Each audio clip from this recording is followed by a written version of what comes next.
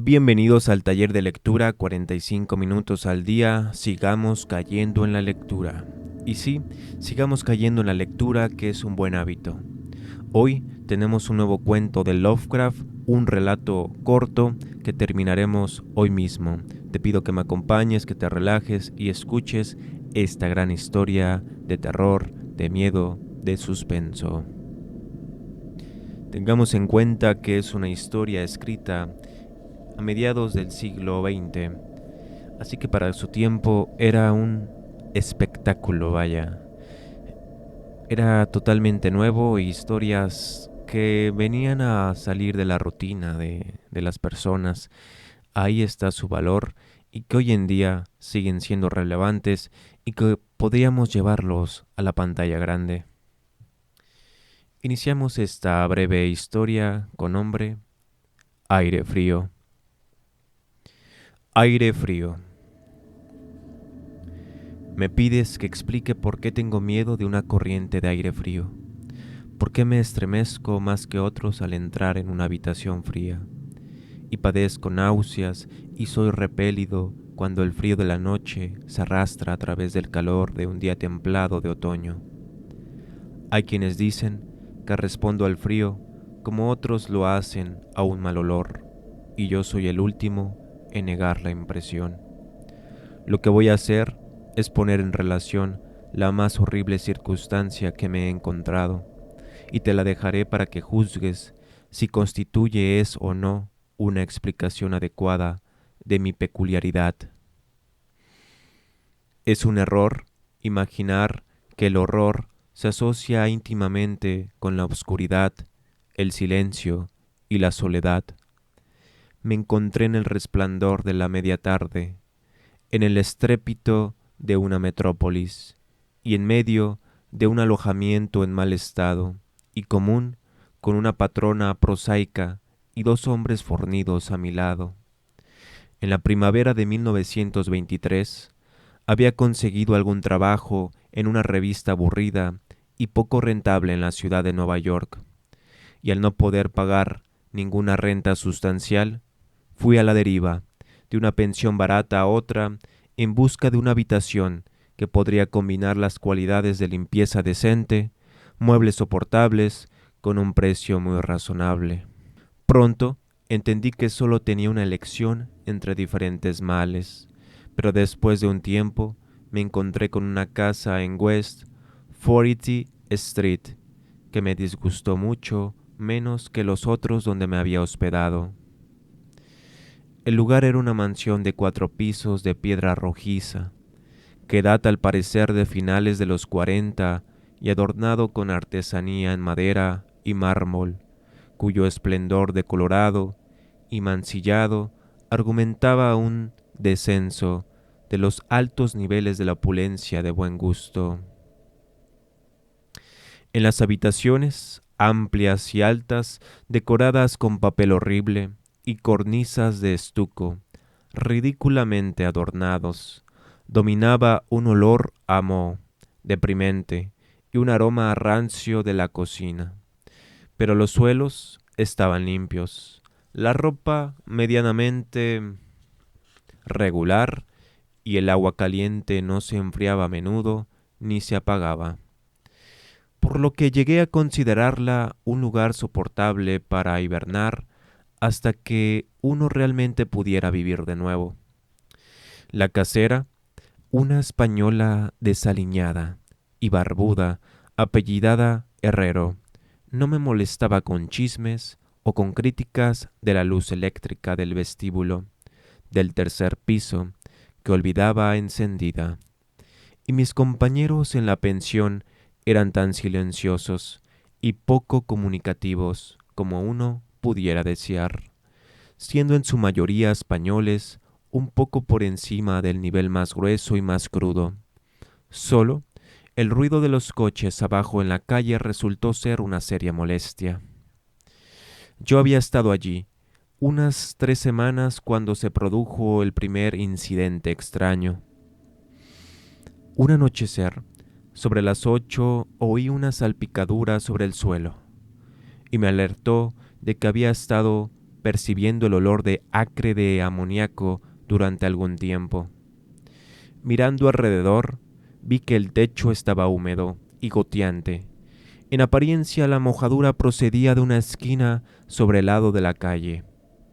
Ansioso por detener el asunto desde su origen, corrí al sótano, a decírselo a la casera, y me aseguró que el problema se solucionaría de modo inmediato. El doctor Muñoz lloriqueó mientras se apresuraba a ir a escaleras arriba delante de mí. Tiene arriba todos sus productos químicos. Está demasiado enfermo para medicarse. Cada vez está más enfermo, pero no quiere ayuda de nadie. Es muy extraña su enfermedad. Todo el día toma baños apestosos y no puede reanimarse o entrar en calor. Se hace sus propias faenas. Su pequeña habitación está llena de botellas y máquinas, y no ejerce como médico. Pero una vez fue bueno. Mi padre en Barcelona oyó hablar de él, y tan solo le curó el brazo al fontanero que se hizo daño hace poco. Nunca sale, solamente al tejado. Mi hijo Esteban le trae comida y ropa limpia, y medicinas y productos químicos. Dios mío, el amoníaco que usa para mantenerse frío.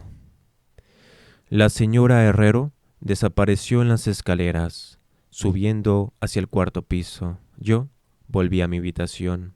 El amoníaco cesó de gotear, y mientras limpiaba lo que se había manchado y abría la ventana para airear, oí los pesados pasos de la casera sobre mí. Nunca había oído al doctor Muñoz, excepto por ciertos sonidos como de un mecanismo a gasolina, puesto que sus pasos eran silenciosos y suaves.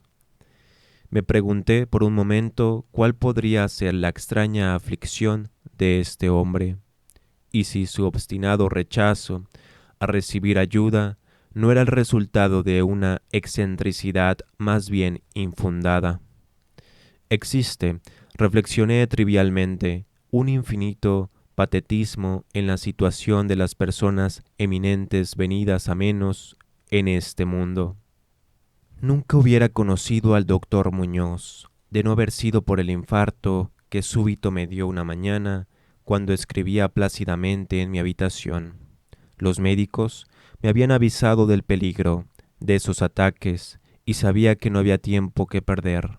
Así, recordando que la casera me había hablado sobre la ayuda que el enfermero le brindó al operario lesionado, me arrastré escaleras arriba y llamé débilmente a la puerta encima de la mía. Mi golpecillo fue contestado en un inglés correcto por una voz inquisitiva, a cierta distancia, preguntando mi nombre y profesión. Y cuando dichas cosas fueron contestadas, vino y abrió la puerta contigua a la que yo había llamado. Una ráfaga de aire frío me saludó, y sin embargo, el día era uno de los más calurosos del presente junio. Temblé mientras atravesaba el umbral entrando en un gran aposento, el cual me sorprendió por la decoración de buen gusto en este nido de mugre y de aspecto raído.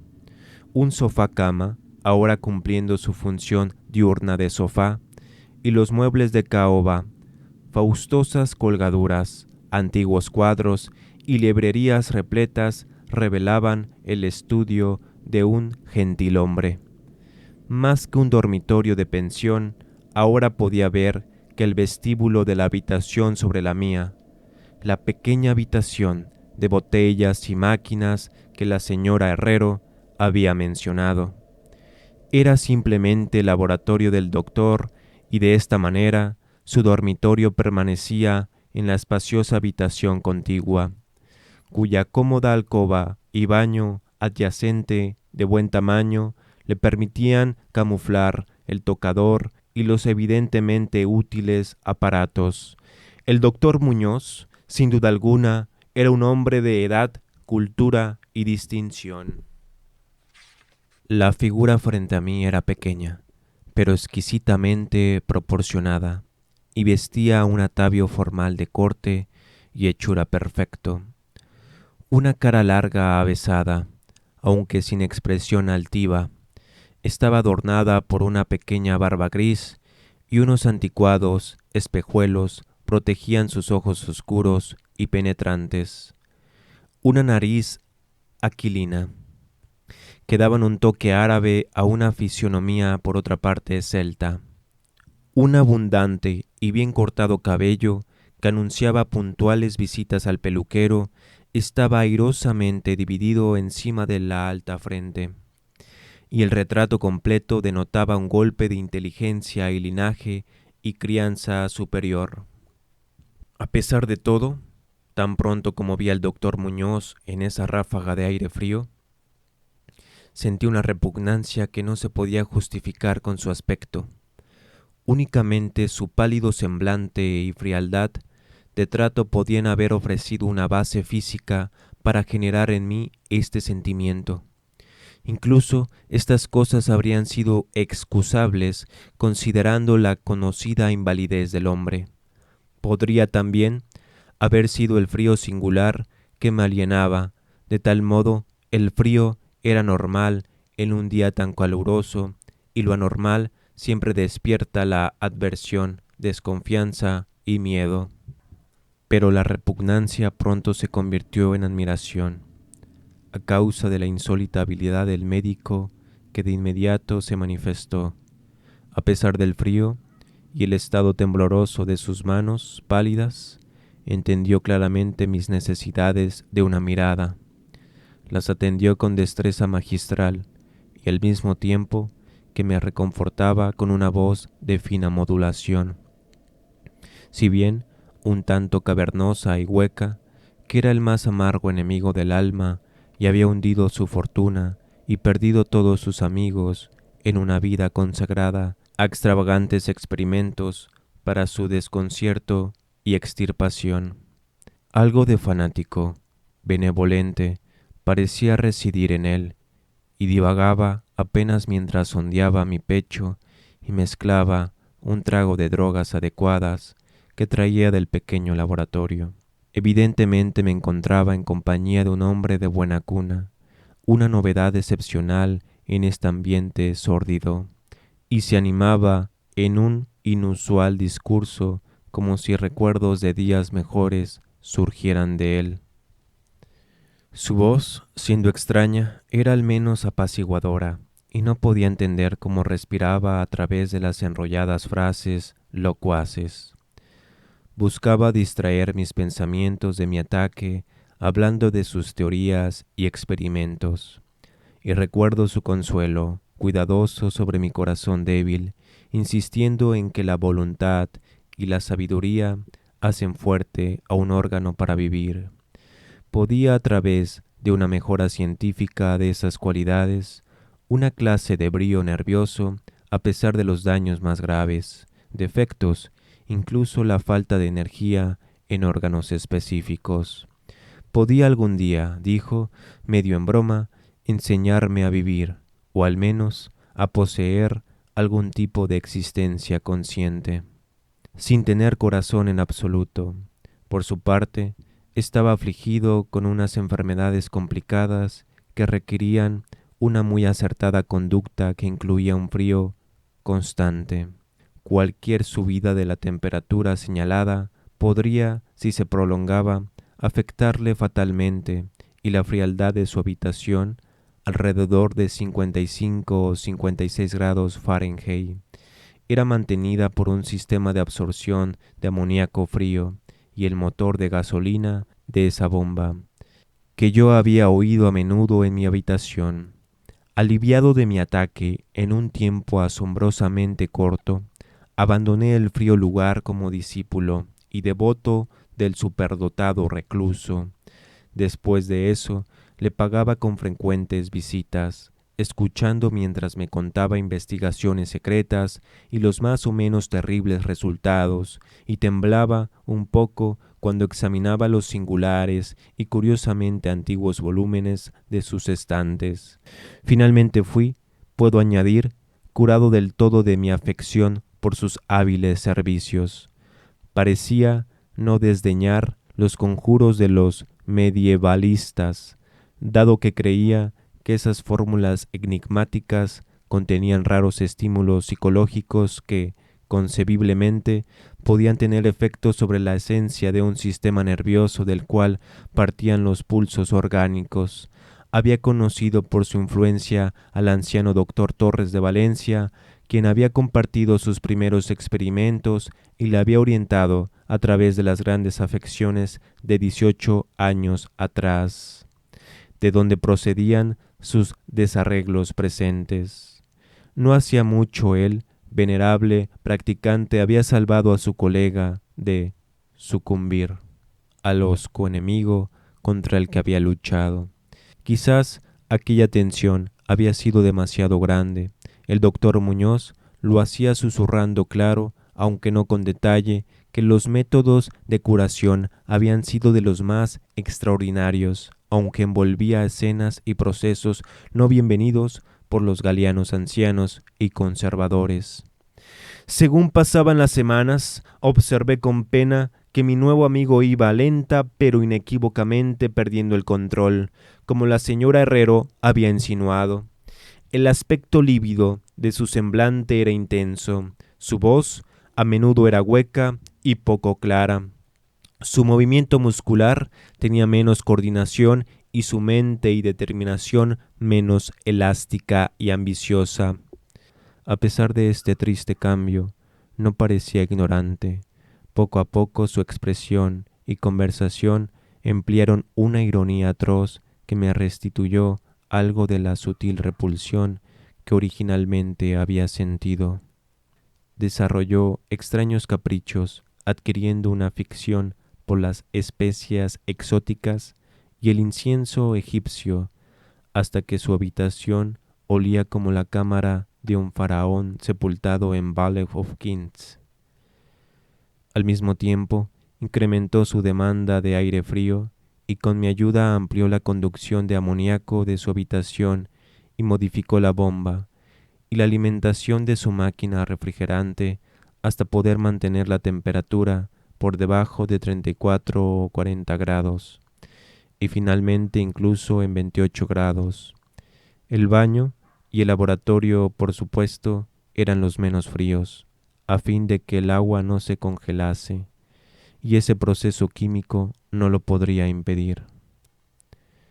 El vecino de al lado se quejaba del aire gélido de la puerta contigua, así que le ayudé a acondicionar unas pesadas cortinas para obviar el problema. Una especie de creciente temor, de forma estrafalaria y mórbida, parecía poseerlo. Hablaba con insistencia de la muerte, pero reía huecamente cuando cosas tales como el entierro o un funeral eran sugeridas con gentileza. Con todo, llegaba a ser un compañero desconcertante e incluso atroz. A pesar de eso, en mi agradecimiento por su curación, no podía abandonarle a los extraños que le rodeaban. Me aseguraba de quitar el polvo a su habitación y atender sus necesidades diarias. Embutido en un abrigo amplio que me compré especialmente para tal fin. Asimismo, hice muchas de sus compras y me quedé boquiabierto de confusión ante algunos de los productos químicos que pidió de farmacéuticos y casas suministradoras de laboratorios. Una creciente e inexplicable atmósfera de pánico parecía elevarse alrededor de su apartamento. La casa entera, como había dicho, tenía un olor rancio, pero el aroma en su habitación era peor.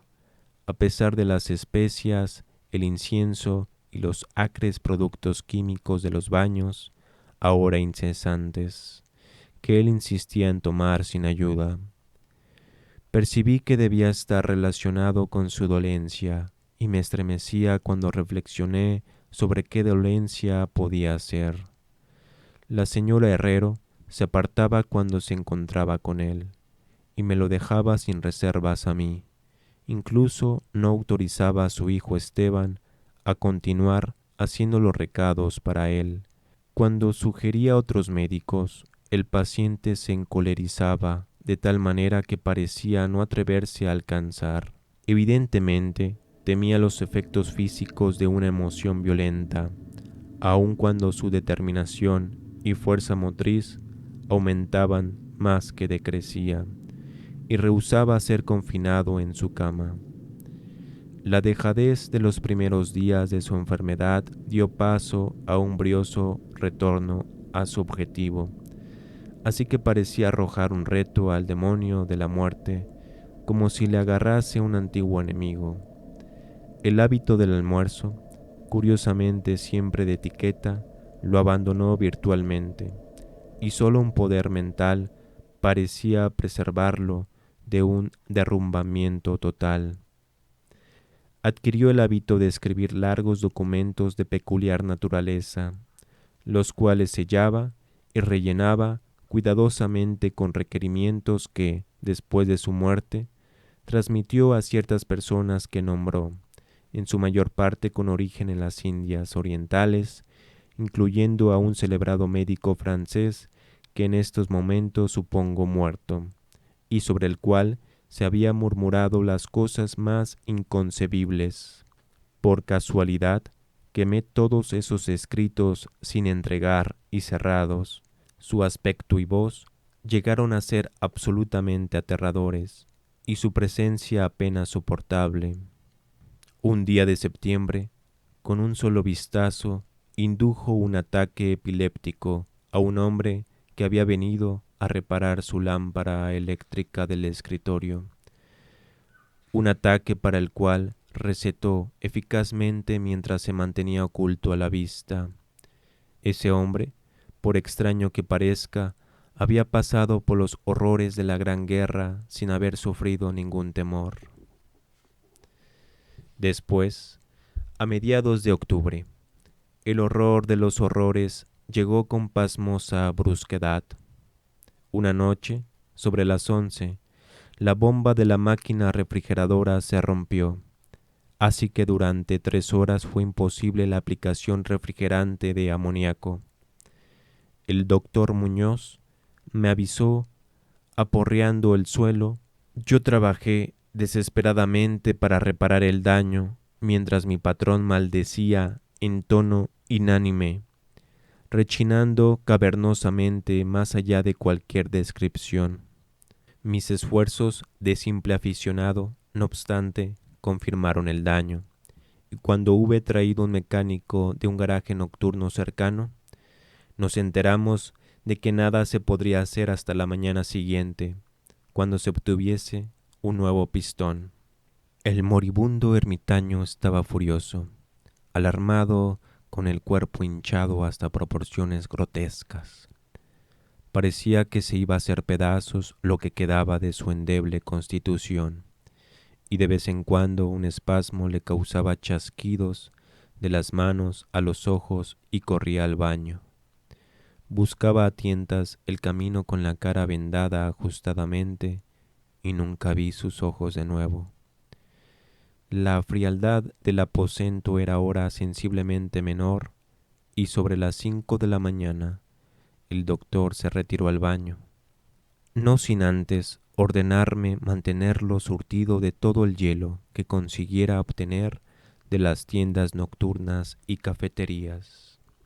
Cuando volvía de mis viajes, a veces desalentadores, y situaba mi botín ante la puerta cerrada del baño, dentro podía oír un chapoteo inquieto y una espesa voz croaba la orden de más, más. Lentamente rompió un caluroso día y las tiendas abrieron una a una. Pedí a Esteban que me ayudase a traer el hielo mientras yo conseguía el pistón de la bomba, o conseguía el pistón mientras yo continuaba con el hielo, pero aleccionado por su madre, se negó totalmente. Finalmente, contraté un desasiado vagabundo que encontré en la esquina de la 8th Avenue para cuidar al enfermo, abasteciéndolo de hielo de una pequeña tienda donde le presenté, y me empleé diligentemente en la tarea de encontrar un pistón de bomba y contratar un operario competente para instalarlo. La tarea parecía interminable, y me enfurecía tanto o más fuerza que el ermitaño, cuando vio pasar las horas en un suspiro dando vueltas a vanas llamadas telefónicas y en búsquedas frenéticas de sitio en sitio, aquí y allá, en metro y en coche.